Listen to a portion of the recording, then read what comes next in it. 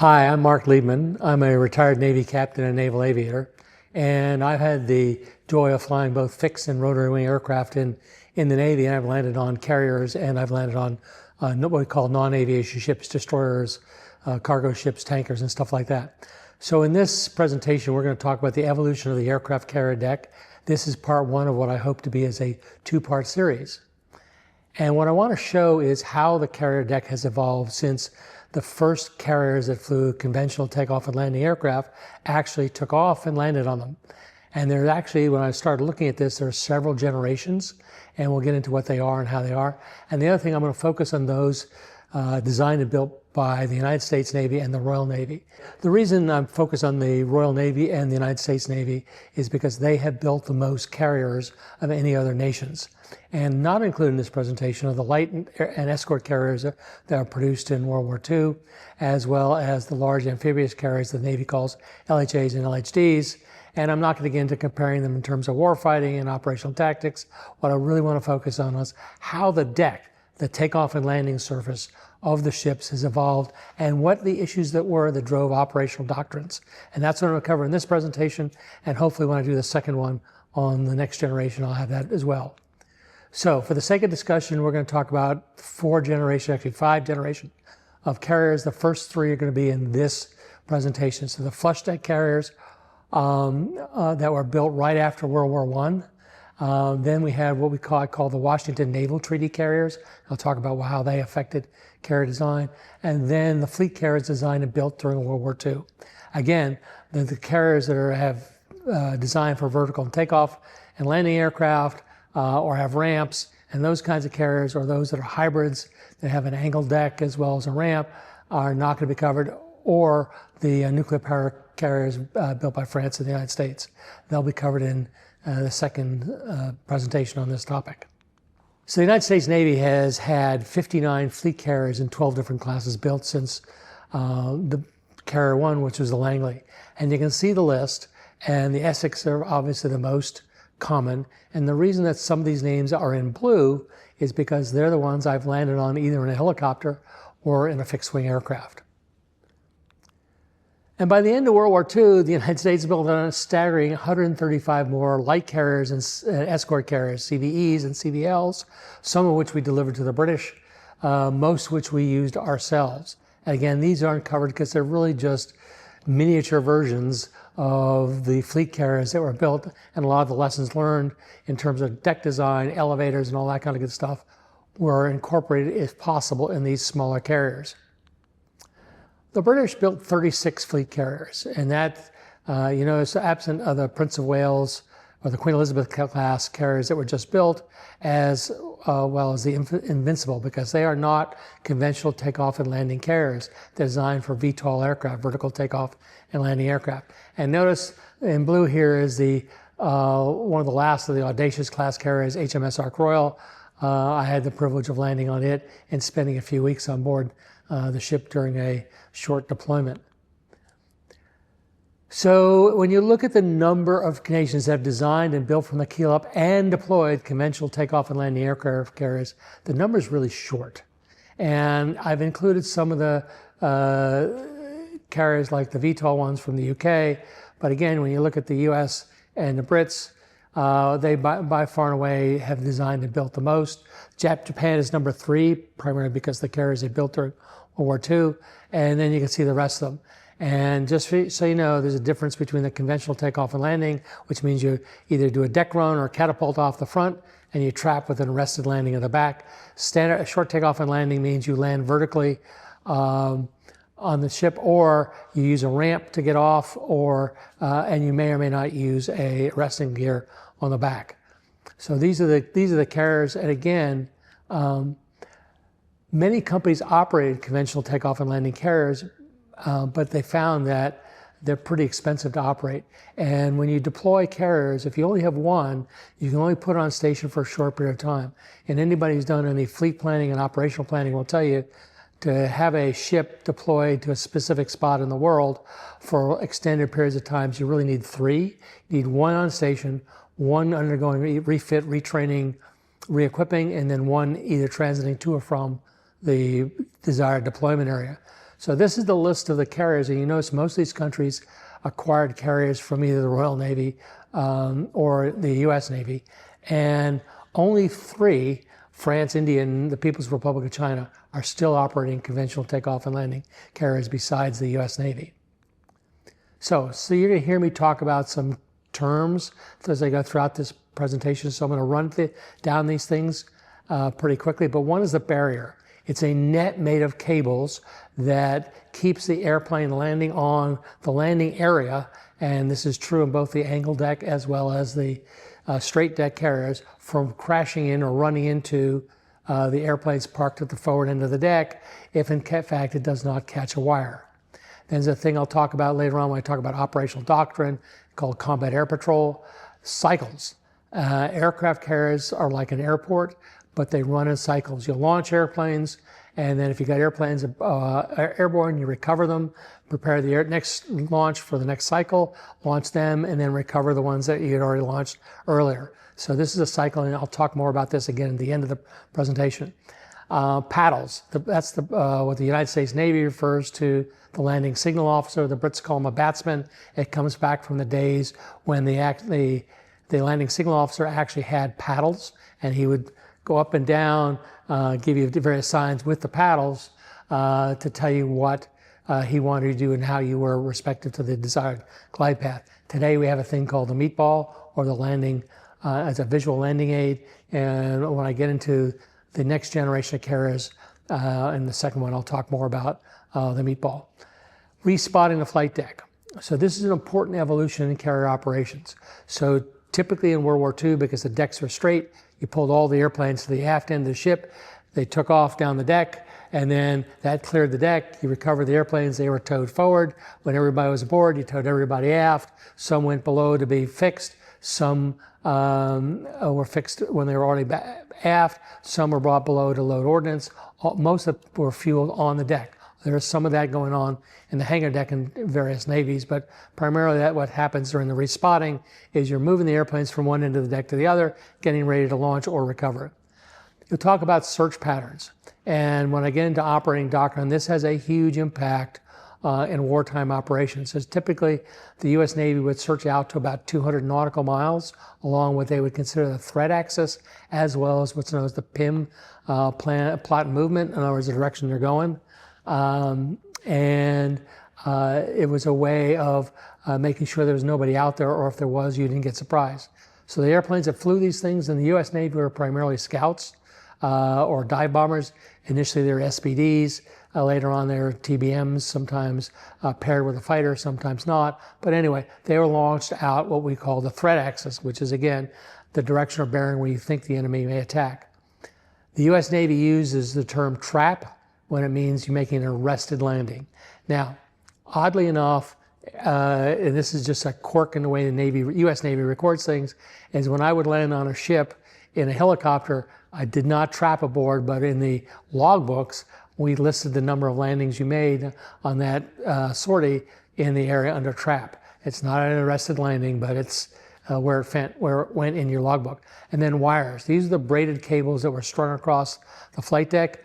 The typical Essex-class carrier had 9, and I'll talk about the evolution, how they eventually got to 9, because at times some of them had 13, and some of them had a grid, and it all evolved as the carrier deck and flight operations evolved. So naval aviation as we know it today all began in July 18th, 1911, when Eugene Ely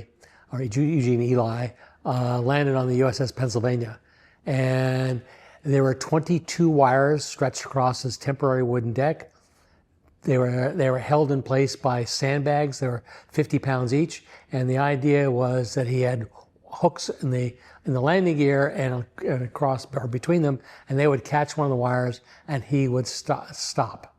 And a wave off was not possible. In other words, the ship's superstructure, because he's landing at the back end of the boat, was in front of him, and if he didn't get aboard or stop, he was going to crash into something. Well, this is one of the reasons why you had what they call the flush deck aircraft carrier. And this is the first one that was ever built. It's H.M.S. Argus. It was built in the latter stages of World War I. It did operate during World War I. And note, it does not have an island. The bridge is actually off to the side. It had a retractable conning tower. And when it was first built, it had cross-deck pendants and fore and aft pendants. In other words, a grid section of grid wires. And it was a converted Italian liner. That's why it has all the portholes in it. But anyway, so the Royal Navy built this thing. It was fairly big. It was 14,500 tons. And could operate about 15 to 18 airplanes. And it was operated at the end of World War I and then into the 20s.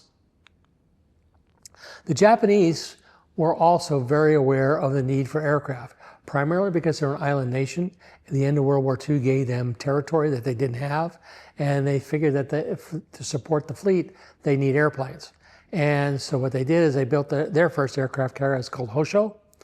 And again, it's about the same size length in terms of as Argus, but it's a lot smaller in terms of length. And it had an island, and then they took the island off because it intruded on the flight deck. And note the stacks are actually protruding from the flight deck. So it had a flight deck that narrowed after the landing gear, partly because the stacks and the island protruded into it. But it had two elevators, and the idea was that they'd bring them up at the back end, bring up the airplanes at the back end, they'd roll down the flight deck and take off. USS Langley, also known as the covered wagon. It was a coaling ship that they stripped off all the superstructure and slapped a wooden flight deck on it. Among its other claims to fame, it was the first aircraft carrier that had catapults. It had two of them that were compressed air. They were ultimately removed because they were more trouble than they were worth, and plus the fact the biplane fighters that it was operating off it mostly didn't have any trouble getting off the deck with any kind of wind. It was slow. It could only go about 15 knots. It carried about 33 airplanes, and the area under the flight deck was open. It was basically a deck.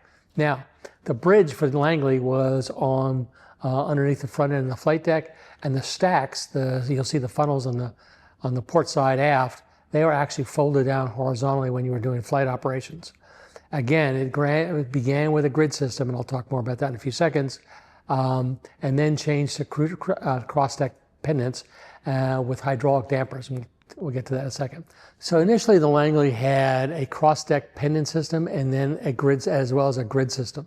And the Navy airplanes, as was this fighter, was equipped with these hooks between the landing gear, and they'd touch down, bounce, and hopefully one of the hooks would grab one of either the fore and aft pendants or the cross-deck pendants and come to a stop. It caused all kinds of problems because when the airplane landed in a bit of a skid, or if it started to go left or right, it would literally cause one of the landing gears to collapse. So Langley suddenly went straight to the cross-deck pennant. The United States Navy perfected this thing called the tailhook, and which was also adopted by the Royal Navy and the Japanese Navy, the Imperial Japanese Navy. And when the tailhook was originally designed, it was classified. And this is a picture of one of the original designs of a tailhook. And the first aircraft that was fitted on was the Boeing F-3B. And you can see the tailhook in the back, but it still in this picture has the hooks on the landing gear. Ultimately, they were all taken off. But in this picture, you can see the longitudinal wires laying on the flight deck and the cross-deck pennants in the back. You see one behind the tail, and you can also see the tailhook on this airplane. This is the first airplane that was operational that had a tailhook. So here's what the grid system looked like, and the blue lines on the Langley's deck at the top were put there by me just to give you an idea. Essentially what it was is a simple grid. And you had cross-deck pendants and fore and aft pendants. Originally, some of them were tied to sandbags, then they went to hydraulic dampers, but eventually the fore and aft wires went away. And you can see the 12 cross-deck pendants here on Saratoga in 1930. So this picture, you can see the deck, you can see the two elevators, you can see the cross-deck pendants, and the markings on the deck, which basically say Sarah. So when you look at Enterprise, it had EN, and when you look at Hornet, it had HO, and that was one of the ways that you could identify the ships. Now we use strictly numbers.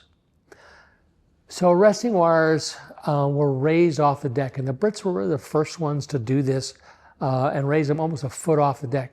This is a Ferry 3-F landing on H.M.S. Furious, and you can see the arresting wires are raised off the deck. You can, if you look just to the left, or excuse me, just to the right of the right main mount, you can see that tailhook on the airplane. It's wings level, and the idea is the airplane catches the hook. As soon as the hook is snagged and the airplane comes to stock, the wires drop down back in the deck, you taxi forward, and the next airplane comes aboard. So now let's get to the treaty carriers. In the 1920s, there was a thing called the Washington Naval Treaty. What it did is it limited in a ratio of the tonnage for each nation. So the Royal Navy and the U.S. Navy got the most tons. And then the Japanese Navy and the German Navy got less tons, and other navies got even fewer tons. And that tons were allocated by type ships, so battleships, battle cruisers, cruisers, heavy and light cruisers, all got a specific amount of tons that you could build. Now, like most treaties, very few of the nations abided by it completely, although some did. And when the United States signed this treaty, it had two battle cruisers, one called Saratoga, one called Lexington, that would have put them over tonnage allowed by the treaty. So what do you do with them? Well, guess what? Aircraft carriers were not covered by the treaty. So they built Lexington and Saratoga. And if you'll note in this picture from the 1930s, it still has eight 8-inch naval rifles fore and aft of the island rather, and the stack. They were eventually removed, but you can see in this picture the air wing is, or the air group as known as those days, is pulled forward. You can see there's wires there. There's actually 9 of them if you get close enough and count the picture. And there's an airplane coming right across the round down, getting ready to land. And the barricade is up, so in case he doesn't catch any one of the 9 wires, he'll run into the barricade and stop. So the Saratoga is one of the 2 pre-war carriers that survived World War II in the United States Navy. The other one is Enterprise. So between Saratoga and Lexington and the building of the next generation carriers, the Navy had some excess tonnage. It had 13,000 tons, and it tried to build an aircraft carrier to meet or stay within that excess tonnage. And the result was the Ranger. It was, the words abortion comes to mind, but it really wasn't that bad. It was just not a very good carrier. It didn't have very long range. It couldn't carry a lot in its magazines for the air wing. It couldn't go very fast. It says 30 knots here, but that's not really. And it had some operating issues. You can see the stacks that would again fold to the outside, but it did have 3 elevators, and it also had 2 catapults. So we've now gone back to catapults. And then the other thing is its structure was a lot lighter than Lexington and Saratoga, and because of that and its short range and ordnance storage, the U.S. Navy decided it really wasn't going to go deploy it to the Pacific. Which leads us to the comparable generation of Royal Navy carriers. And this is Courageous, Victorious, and Glorious. I love the names of the British carriers. But anyway, note that there is on Furious, which is at the bottom, there's no island. The bridge is actually on at the bottom of the flight deck and then off to the side. And when it was originally built, they had a flying off deck, which they could literally launch airplanes out from the hangar deck. It had 2 hangar decks on 2 different levels, which did a bunch of different things. One of which, it reduced the height of each of the hangar decks, which meant it reduced the amount of stowage. But after they tried this principle for a while, they stopped doing the launching from aircraft from the hangar deck. And so what do you do with the area that was out front? Well, they put guns on it for air defense. Again, these ships were fairly decently fast. They had small air wings compared to U.S. Navy ships. So to give you an idea, the Lexington and Saratoga and the next generation all had air wings north of 75 to 90 airplanes. Glorious and Furious and Courageous had 48 or 36 if it's Furious. So again, these are nice carriers. They went into World War II with these things, and they did their job. So the first purpose-built carriers for the United States Navy after Ranger was Enterprise, Hornet, and Yorktown. Now, you notice that they look sort of like Lexington and Saratoga, but they don't. The front of the angle is squared off. They have elevators fore and aft. The big heavy guns from the 8-inch guns are gone. They've done a lot of different things to these ships. These ships were fast, 33 knots. They carried a lot of airplanes. The Hornet was a little smaller, but Yorktown and Enterprise routinely operated 90 aircraft air wings. We'll talk about that. So of these three ships, Enterprise survived the war. Yorktown was sunk at Midway. Hornet was sunken off the Santa Cruz Islands during the battles during the Guadalcanal campaign. And these are fairly big ships, and this is what we went into the war, because all three of these carriers, plus Lexington and Saratoga, were in the Pacific Fleet. So the next generation was the Royal Navy's Illustrious class, and I picked these photos for a couple different reasons. So the Illustrious class was illustrious, formidable, indomitable, and victorious. They were bigger. They're almost the same size as the American carriers, but they carried much smaller air wings. And the reason for that is they had a spaced armored deck. So they had armored, you had a deck, you had space, you had some armor, and then you had the roof of the hangar deck. It was designed to withstand 6-inch armor-piercing shells, would not get into the hangar deck. And the Royal Navy at this time would house all the airplanes in the hangar deck.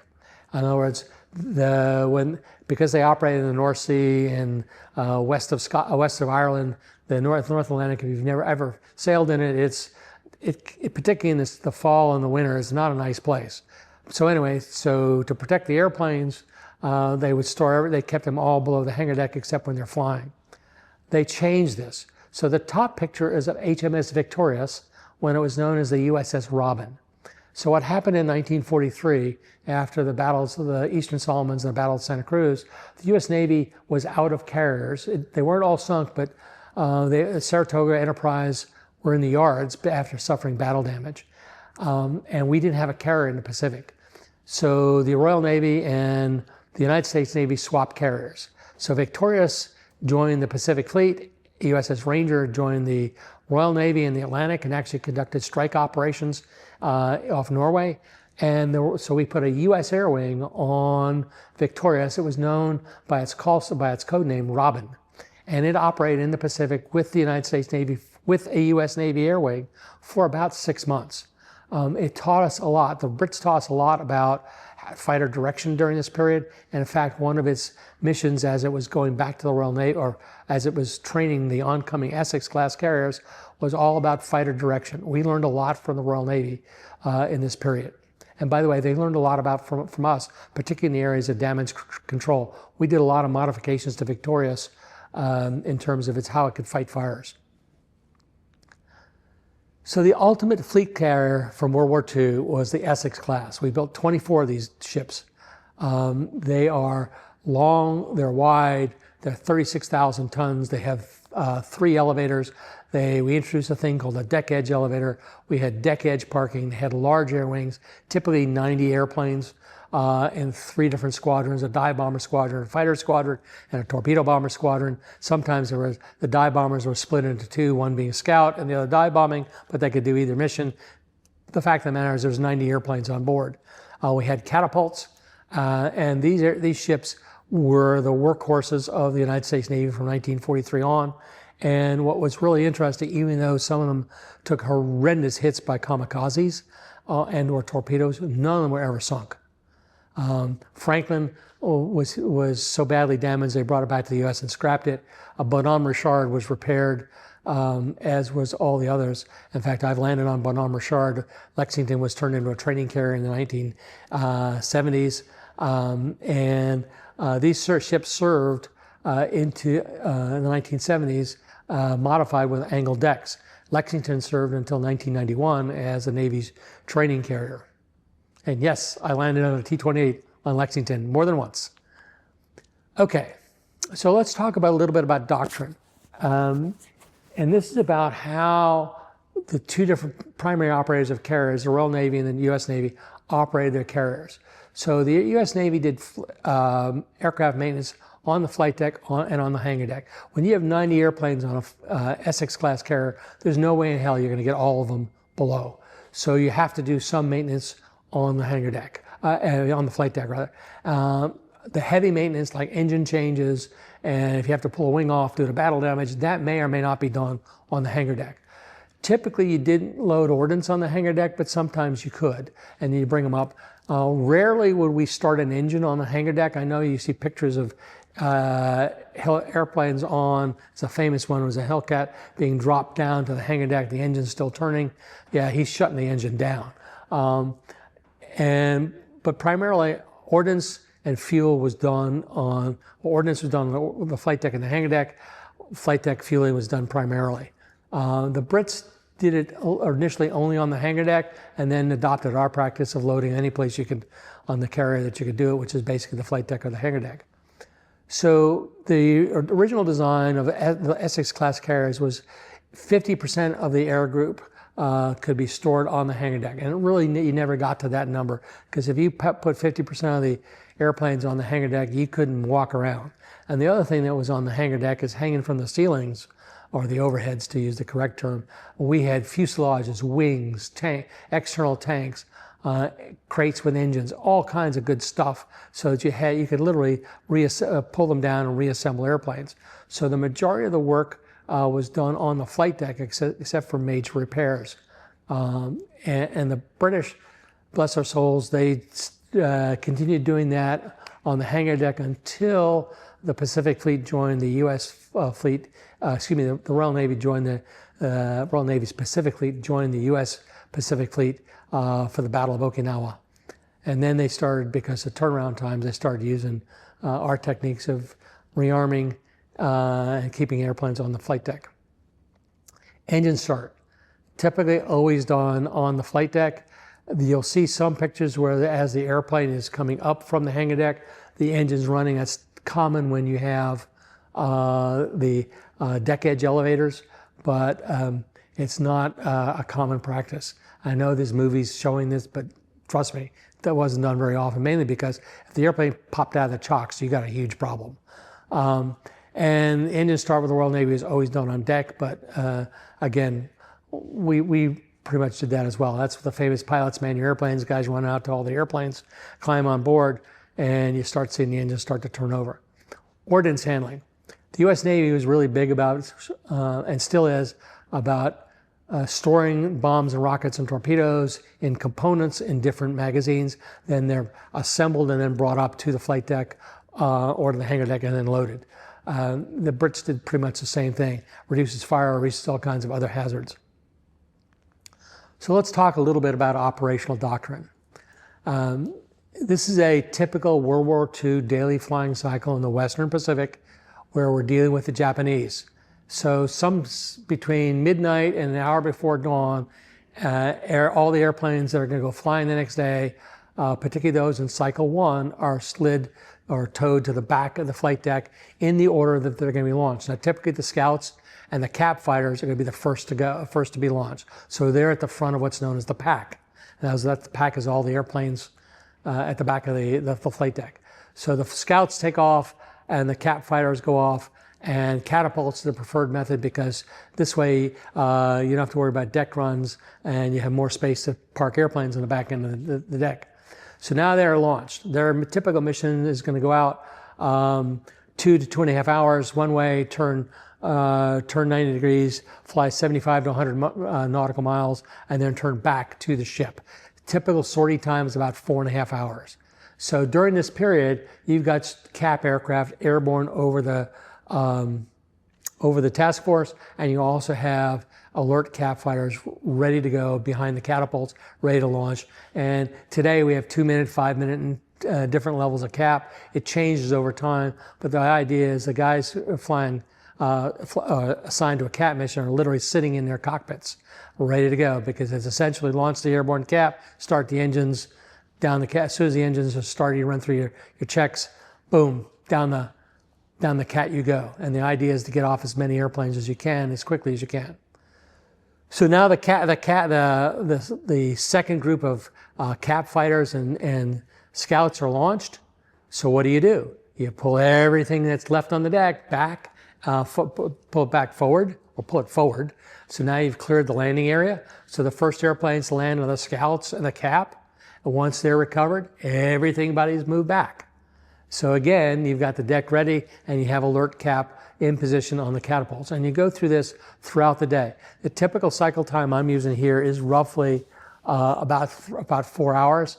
Today in the modern era, the Navy runs a hour and a half to an hour 45-minute cycle. And we do this 24 hours a day. Back in these days, we didn't do as much night flying as we do now. Towards the end of the war, we started doing some night flying, and you have what's called a night carrier. So the night carrier would launch the night fighters, and then it'd pull everything forward, and the night fighters would then recover. And you wouldn't do the swapping around like you do in the daytime. It's typically they'd swap the night carriers between several ships in the task force. So this is what the cycles would look like. And again, it's launch, pull everything forward, recover, push everything back, launch, and repeat the process. It's actually pretty simple, but to get it done and done well, it requires a fair amount of choreographing. So one of the things that you'll see today on the modern carrier deck is something that evolved beginning in the 1920s and 30s as we were learning how to move aircraft around the flight decks. And one of which is the simplest thing. It's so obvious, but again, it was probably a forehead slapping moment, and that's the color of the shirts. So they're actually flotation vests now. So you see yellow shirts, those are the guys moving airplanes around. Officers wear typically yellow shirts if they're involved in aircraft movement, but the enlisted guys who are doing most of the work, who are the taxi directors, wear yellow shirts. The green shirts handle catapults and resting gear. The brown shirts are plane captains. The red shirts are guys who handle ordnance. You'll see guys in silver suits. They're obviously the primary firefighters. And then you have the refuelers who wear blue shirts, and then aircraft maintenance is typically, purple shirts are the aircraft fuelers, and then blue shirts are typically maintenance from the various squadrons. Now, from an officer perspective, you will typically wear the shirt of what you're doing. In other words, if you're the catapult and resting gear officer, if you're the resting gear officer, you may be wearing green. If the catapult officer, you may be wearing green as well. But if you're the flight deck officer, you're wearing yellow. But anyway, that system has evolved, and it's being copied by pretty much every Navy in the world that operates an aircraft carrier of some flavor. So anyway, for those of you who don't know, I'm an author. I've written 3 series of books. The top row, the Josh Heyman Naval Aviator series, focuses on the career of a young naval officer, starts in Vietnam, ends when he decides to retire off after an exercise off the coast of Korea. The series is complete. The next series down is about the age of sail, starts during the American Revolution. It's about 2 officers, one Royal Navy, one Continental Navy, and their careers slowly intertwine. And the series will end around the War of 1812. Book 6 of the series, called Predators, will be out in April of 2025. The bottom row, the Derek Aller counterterrorism series, are about threats to the U.S. homeland that the U.S. government does not like to discuss publicly. Fly the Pawnee is about chemical attack. Failure to Fire is about shutting down the air transportation system. Insidious Dragon is about a bio attack. And Red Star Death is a counterterrorism, but it's a little different. It is about the hunt for a Hezbollah terrorist, which, as I'm recording this in March 2025, is somewhat topical. Anyway, 6 of these books have become Amazon bestsellers. And if you're interested, you can get them on 13 different distribution sites, the most common of which is Amazon. And they're both in hard copy as well as ebooks. And if you're interested in hearing more, you can subscribe to my YouTube channel, as well as if you want to get on my mailing list, find out what I'm doing, what I'm speaking on, all that kind of good stuff. You can go to my website, contact Marc, and fill out the form, and you will be added to my mailing list. So thank you for watching, and I hope you enjoy this one, and I hope you like watching the second version of this, which is the second generation, or the second part of this series.